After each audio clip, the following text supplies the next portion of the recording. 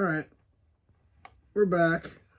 We've got ourselves a, if I'm not mistaken, a 1983 version 1.5 swivel arm Cobra Trooper. I think I got that right, yeah. The original one came out in 82, did not have the swivel arm. And in my research, I realized they changed this insignia rope thing. The straight arms have them on the side. This one's in interesting condition. He's got like a faded back. I'm not sure if that shows up on camera, but his back is like kind of green. A little more green than the rest of him. Other than that, he's in pretty good shape. Good Cobra insignia on the chest. Eyes and eyebrows are in decent condition. Original rifle. Knees fairly stiff. I don't know if maybe an original O-ring because the waist is a little bit loose. Let's find out about these things. What do we got here? I got some information. All right, here we go. Cobra V 1.5, V being version 1.5. In 82, Hasbro launched its G.I. Joe brand in a new, smaller 1 3/4 inch scale, directly competing with the wildly successful Star Wars from Kenner. The brand was it was branded a real American hero line of toys. This one just has a spin head, not a rotating tippable head as well. Like I was saying, the version 1 didn't have the swivel arm. And I remember when swivel arm came out, there was nothing better than the swivel arm. Because you could actually get him in the poses that you wanted to get him in, which was extraordinarily difficult to do without... I mean, you could go in for a sniper shot down below. I mean, the swivel arm, showed the reasoning why we needed... tilt head, because he's just staring at the ground. I can't get him in a position where he can really get a good view on his rifle there, you know what I'm saying?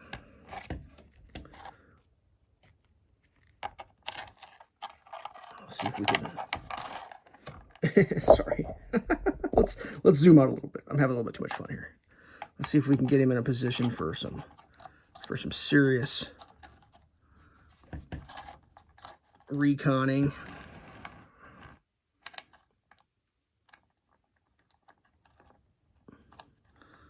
Let's support right in front of that magazine. A little more elevation. There we go. That's pretty sweet pose. Little action shot there. All right, here we go. Keep it up with the demand. Hasbro released all its original 82 figures with a swivel arm. So you could have got all your 82s and 83 with a swivel arm. How cool is that?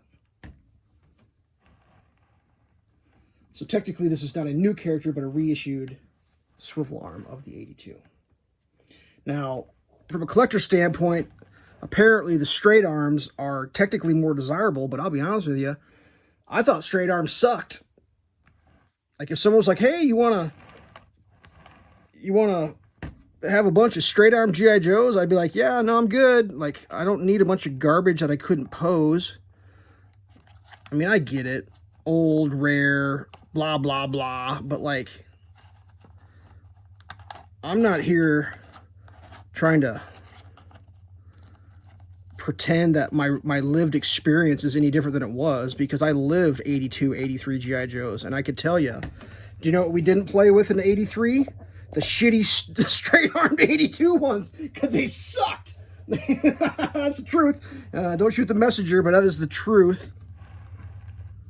Most of them broke because you're trying to get that stupid arm to go into the position that you wanted to go, and you could never get the arm like you wanted it, no matter how hard you tried.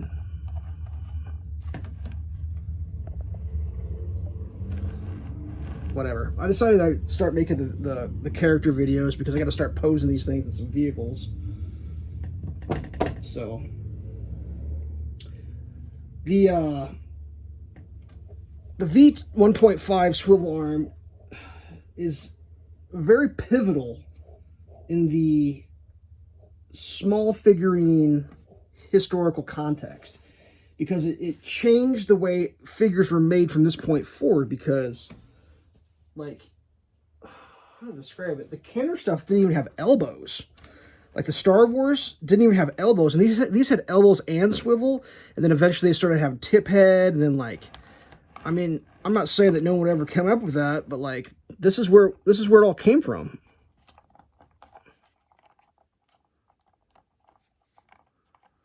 I mean, it just makes the posing